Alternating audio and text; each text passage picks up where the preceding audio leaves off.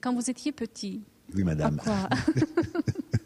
à quoi est-ce que vous pensez devenir, ou rêver plutôt, devenir écrivain, cinéaste ou membre de l'Académie? Ça dépend à quel âge. Alors, pour être honnête, mon premier souhait, c'était d'être pape. Parce que j'avais vu des photos, je trouvais très très bien le costume. Il était transporté sur une chaise, vous savez, comme ça et tout ça. Je trouvais ça un métier très intéressant. Mais là, j'ai appris qu'en fait, il n'y en a qu'un. Moi, je pensais qu'on pouvait être plusieurs. J'avais 5, 6, 7 ans. Ça. Et ça m'amuse parce que je me souviens, je trouvais ça très très bien d'être pape. C'est vrai, ça avait l'air. En plus, on voyait le Vatican, il habitait là. On me dit, tiens, c'est quand même mieux que chez moi. Tout ça.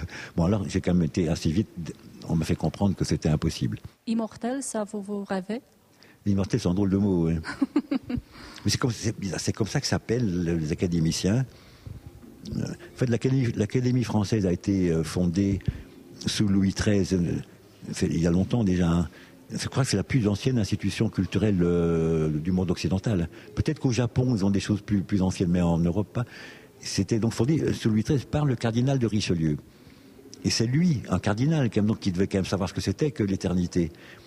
Qui a dit vous serez immortel. Donc je pense, à mon avis, il y a un peu d'humour. Alors il a fondé en fait l'Académie pour que cette Académie à l'époque veille sur la langue française pour unifier la France. C'était un but très politique parce que la France, il y avait des patois, la France parlait plusieurs genres de langues.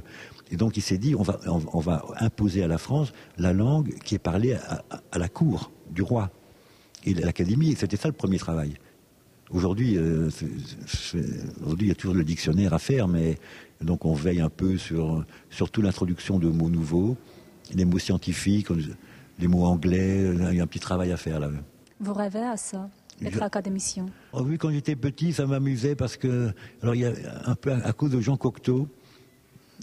J'avais beaucoup d'admiration à 14, 15, 16, 17 ans pour les poèmes et les roman de Cocteau, et cette admiration était d'autant plus grande que à l'école, mon professeur de français détestait Cocteau et me disait vous perdez votre temps à lire ça, c'est mauvais, c'est rien du tout.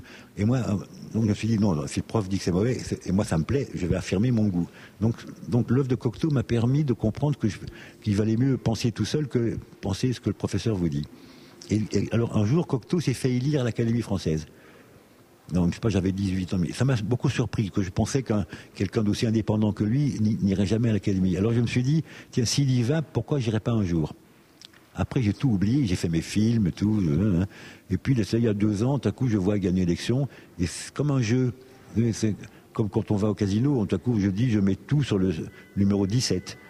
Hop, et alors, et le numéro 17 est sorti, et donc j'ai été élu. Et le lendemain matin, je me suis dit, mais qu'est-ce que je suis allé faire?